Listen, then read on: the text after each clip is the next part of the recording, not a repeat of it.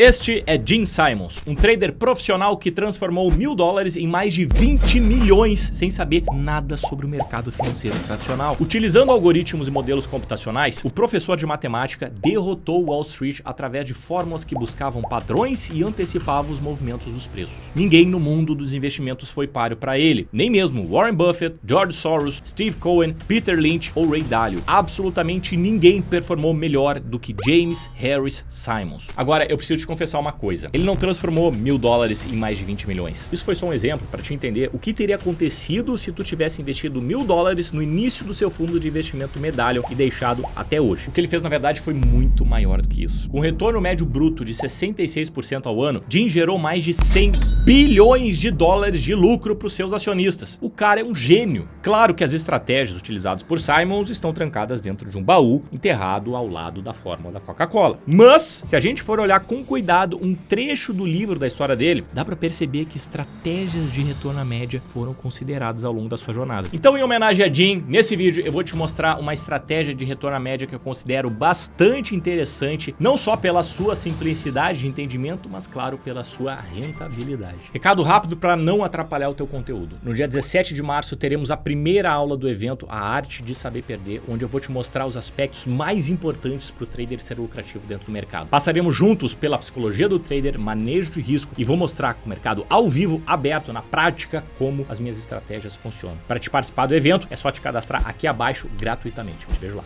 Agora, antes de eu te mostrar a estratégia em si, é preciso que tu entenda os 5 principais ensinamentos que Gene deixou para nós e fez ele se tornar o trader mais lucrativo da história. Assim tu vai conseguir entender muito mais facilmente a estratégia. Ensinamento 1. Questionar o status quo. Muita gente não sabe, mas o Gene começou a sua carreira de trader como a maioria das pessoas começavam lá no início, comprando uma ação com base nos fundamentos, dividendos, lucros, a maneira tradicional que se utilizava naquele momento, onde se analisava balanços, macroeconomia para entender se a ação estava barata ou cara. A primeira ação que ele comprou foi a United Fruit Company, que já não existe mais, mas fez ele ganhar dinheiro por um certo momento, porém depois ele perdeu tudo, porque ele estava com muita emoção carregada na hora dos trades, o que fez com que ele não conseguisse manter a consistência do que as pessoas estavam fazendo naquela época. O que ele fez então? Cara, vou dar um jeito de armar um sistema aqui que eu não preciso depender de emoção. E ele começou então a ir para os computadores através das fórmulas. Ou seja, ele foi numa direção oposta do que a maioria das pessoas acreditavam que era o certo. Claro que os sistemas tradicionais funcionavam na época, mas o que se acreditava é que a maior rentabilidade era de Peter Lynch e 29% era impossível de passar, até Simons entrar e simplesmente esmagar esse percentual com seus sistemas quantitativos, alcançando 66% ao ano. Ensinamento 2. O que não pode ser testado não pode ser operado. Pô, cara, esse aqui pra mim é onde mais bate, é o mais importante de todos, então presta atenção, cara. As pessoas operam o mercado sem saber o que o sistema que elas estão operando faz, ou simplesmente sem ter um sistema. Ou tu consegue testar o que tu tá operando, ou tu tá jogando búzios, tu tá apostando. Precisa testar pra operar. Cara, tu tem um sisteminha aqui, ó. Compro com IFR2 abaixo da zona dos 25, vendo com IFR2 acima da zona de 80. Um sistema fácil, objetivo e que pode ser testado no passado pra entender se esse sistema funciona ou não. É simples assim, cara. Não tem nada que não possa ser testado. Eu tenho um ponto de entrada, um ponto de saída. Eu faço o backtest e vejo quais são os números dessa estratégia. Se o resultado for bom, eu posso operar. Se o resultado for ruim, eu não opero. Tá, Lones, mas eu não consigo testar minha estratégia porque eu uso um Fibonacci aqui, eu compro quando a lua tá minguante, o sol tá meio decadente. Cara, como é que tu vai saber se a estratégia é boa? Como é que tu vai saber a taxa de acerto? Como é que tu vai saber o payoff, o drawdown, a quantidade de trades certos, errados, o qual é a base de trade que tu tá pegando? Tem como operar um sistema assim? Aliás, tem como saber se esse sistema é bom ou ruim, meu Deus do céu? Então, ou tu tem um sistema que dá pra ser testado, ou tu não tem um sistema pra ser operado. Pegando esse sistema aqui como exemplo, olha só como vai fazer com que tu consiga entender do que esse sistema é capaz quando tu tem os números nas tuas mãos. Compra abaixo de 25, vende acima de 80. Tu tem aqui uma curva de capital. Oh, beleza, Lones, já entendi que é uma curva bonita aqui, de repente esse é o meu sistema. Sim, mas tu vai querer evoluir, não adianta olhar só pra rentabilidade. Tu vai querer saber o quanto esse sistema erra. Repara, esse sistema tem uma taxa de acerto alta, mas ainda assim erra 27% das vezes. A cada 100 trades tu vai errar 27, não é uma quantidade pequena. Além do mais, tu vai ter um drawdown aqui de 4,70%. Isso significa que tu vai ter uma sequência de trades errados a ponto de que a tua curva de capital vai cair em torno dos 4,71%, foi o que o backtest mostrou. Isso significa que se em algum momento tu estiver operando essa estratégia e a tua curva de capital cair 20%, é porque tem algo muito errado. Então tu tem uma base de referência do que é o padrão ouro daquela estratégia e o que tá acontecendo agora. E a partir disso, tu tem um controle na tua estratégia, tu sabe o que tá acontecendo. Tu não tá operando sem luz, tu não tá dirigindo na chuva de olho fechado. Me diz como é que uma estratégia de Fibonacci puro vai ser testada. Ah, Lores, eu compro aqui na retração de 68, não, mas é que essa vez não valeu, eu comprei aqui. Cara, não tem como testar qual é teu patrimônio, não tem como saber qual é a taxa de acerto desse sistema, não tem como saber. Então por que que tu tá operando esse negócio que não tem como ser testado? Chega a dar um calor aqui, cara, mas é que eu preciso que tu entenda isso. E eu sei que não é fácil procurar estratégias validadas e comprovadas que perduraram ao longo do tempo e que dão dinheiro até hoje, independente do movimento do mercado. Por isso, eu fiz esse trabalho dentro do meu treinamento de Price Action, onde tu vai poder não só aprender como as estratégias funcionam, como também como o mercado como um todo funciona. São 12 módulos onde eu passo pelos pontos mais importantes, como manejo de risco psicológico do trader e, claro, as minhas estratégias. O link tá aqui abaixo na descrição, é só tu entrar e ver exatamente como todo o treinamento funciona. Ele tá completíssimo e tu pode tirar as dúvidas diretamente comigo por 1 ano. Ensinamento 3, mais razão, menos emoção. Ao longo da jornada do Jimmy, em que ele testou várias estratégias computacionais, teve uma história muito boa em que o sistema dele falou para ele simplesmente carregar em 2/3 de todo o portfólio em contratos futuros de batata. Exatamente, cara. Era muito dinheiro comprado em contratos futuros de batata na Bolsa de Nova York. Até que chegou um ponto em que a comissão de trade de futuros e commodities de Nova York ligou pro Jimmy e falou: Cara, o que tá rolando aí? Tu tá querendo monopolizar o mercado? E o Jimmy respondeu: não, cara, eu só tô operando aqui um sistema que me falou pra comprar, eu nem sei porquê. E a comissão: como assim não sabe porquê, cara? Tu tá querendo monopolizar esse mercado? E o Jimmy falou: cara, eu não sei, não tenho a mínima ideia. Ele tava agindo completamente na razão,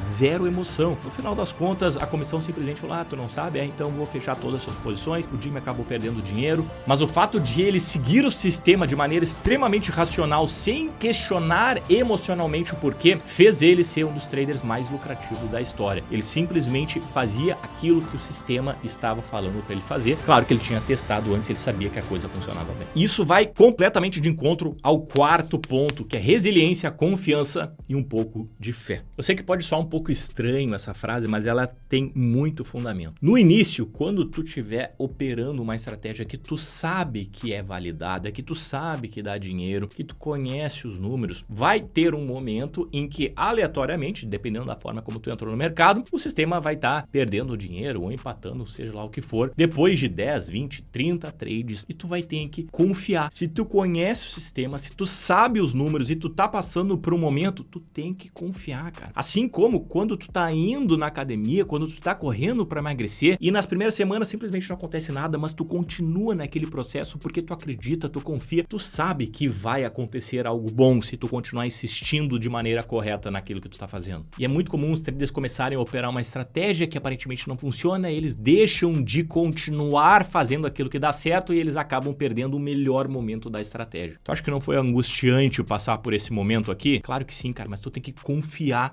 na estratégia, confiar naquilo que tu tá fazendo, confiar no processo. Segura que a gente já tá chegando na estratégia, vamos aqui ao último ponto, ensinamento 5. Encarar desafios como algo bom. O cara que quer vencer de verdade uma atividade, ele vê o desafio como algo bom. Ele vê o desafio assim, cara, se eu passar por isso aqui, eu vou conseguir chegar mais perto do meu objetivo. E o Jim era exatamente esse cara, desde o momento que ele foi professor, até depois quando ele passou a desvendar códigos soviéticos, até então chegar no mercado financeiro. Mas mesmo assim, não foi fácil. Isso aqui é o gráfico de lucratividade de um dos fundos dele, que é o fundo Medallion, onde esse fundo teve um lucro de 66% ao ano e gerou mais de 100 bilhões de lucro. Agora, repara como os lucros aconteceram majoritariamente a partir do 7º ano. Olha como ele passou 1, 2, 3, 4, 5, 6 anos ganhando muito pouco frente ao que ele iria ganhar. Mas, cara, foram 6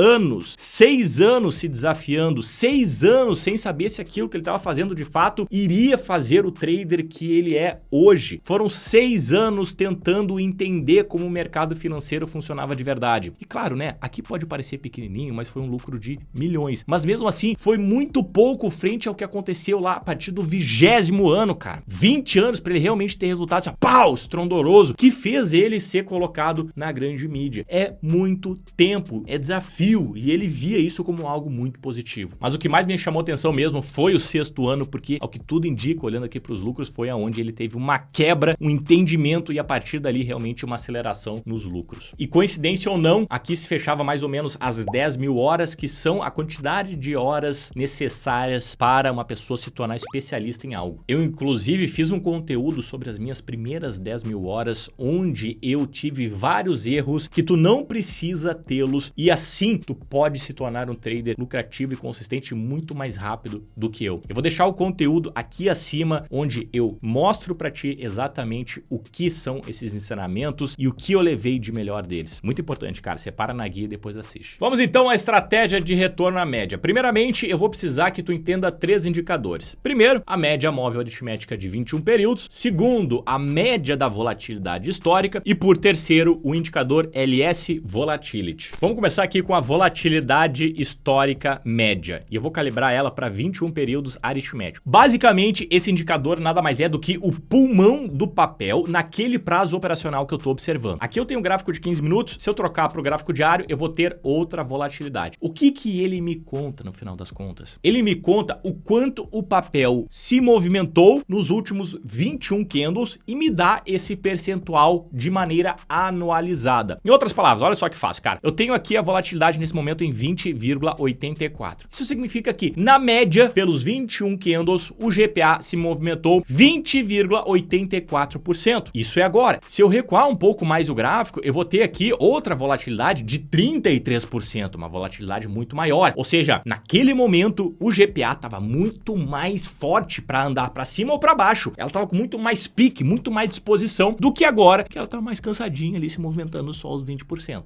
E esse indicador, ele é importantíssimo para te entender o LS Volatility. Mas antes de passar por ele e tu entender como essa estratégia toda funciona, a gente vai colocar a média móvel de 21 períodos aritmética. Essa aqui, assim, ó, feijãozinho com arroz, lindo, maravilhoso, média dos últimos 21 candles no preço de fechamento. E agora que a coisa fica boa, porque a gente vai inserir aqui o LS Volatility, que é o principal responsável pelo sistema de retorno à média. Olha só esse cara. Eu vou esconder ele aqui porque eu vou te fazer uma pergunta muito importante. Se eu afastar bem o gráfico aqui e eu te perguntar se este candle aqui está sobrecomprado, ou seja, se esse candle está muito distante da média móvel de 21, tu vai ficar se perguntando, né? Olha, cara, pois é, não sei, olhando assim me parece que não, né? Porque o mercado continua subindo, então me parece que ali o mercado não estava sobrecomprado, não estava esticado, tudo bem eu comprar ali. Beleza. Mas e aqui? Será que estava sobrecomprado? E aqui? Será que estava sobrecomprado? Não adianta fazer assim, ó. Agora tá, agora não tá, agora tá, agora não tá. Cara, não dá pra operar assim. Eu preciso de um indicador objetivo que me diga se o papel está esticado ou não. E aí que entra esse meninão aqui que é o LS Volatility. Ele vai me dizer se os preços estão esticados ou não. Se existir um distanciamento muito grande do preço em relação à média móvel de 21, o Volatility vai estar acima dos 30 e, portanto, ele vai estar esticado. E o mais provável é que no curto prazo o mercado corrija para que ele respire, fazendo com que o Volatility fique abaixo dos 30, fazendo com que o papel tenha fôlego novamente para voltar a subir. Volatility acima dos 30, mercado respira. Volatility acima dos 30, mercado respira. Vamos entrar no gráfico de 15 minutos aqui. 15 minutos, tá aqui, ó. O GPA distante da média móvel de 21, volatility acima dos 30. O que aconteceu depois? Mercado respira. E aonde entra a volatilidade aqui? Entra no seguinte, cara. A volatilidade, na verdade, tá dentro do Volatility, mas eu preciso que tu entenda esse indicador para entender o LS Volatility, senão tu vai estar só decorando o indicador que não é o que eu quero que aconteça. Se a volatilidade tá muito alta, os preços vão poder se distanciar mais da média. Se a volatilidade está muito baixa, com um simples movimento de alta, o volatility já fica acima dos 30. Mas nós não precisamos da média da volatilidade histórica para operar o sistema. A gente precisa somente da média móvel de 21 ou do LS Volatility. Precisei que tu entendesse o sistema para ter lógica e assim tu conseguir operar ele de maneira consistente. Loras, me diz como é que funciona o sistema, pelo amor de Deus. Então tá, cara, olha a simplicidade. Se eu sei que quando o volatility está acima dos 30, o mercado está esticado em relação à média móvel de 21 e, portanto, o mais provável é que o mercado retorne à média móvel de 21, nós temos aqui um ótimo momento para pensar em comprar. Quando o mercado está caindo, os preços estão esticados e nós temos um sinal de entrada, isso é um ponto muito importante, e eu tenho um padrão de candle, nesse caso um outside bar, que é um candle que tem máxima mais alta que o candle anterior e mínima mais baixa do que o candle anterior, que é um padrão de candle que eu trato dentro do treinamento. Eu tenho aqui um ponto de entrada. Volatility acima dos 30, papel esticado, sinal de entrada. Posso entrar agora? Sim. Coloco uma entrada na superação da máxima desse candle, com stop abaixo da sua mínima, e posso pensar em diversos alvos que eu deixo reservado para os meus alunos. Mas o objetivo aqui é que o mercado retorne à média. Repare que eu tive aqui o trade acionado e o mercado se desenvolveu, e se desenvolveu muito bem, indo de encontro ao que o volatility estava me dizendo, juntamente com um sinal de candle bonito. E se tu for um cara inteligente, que eu sei que tu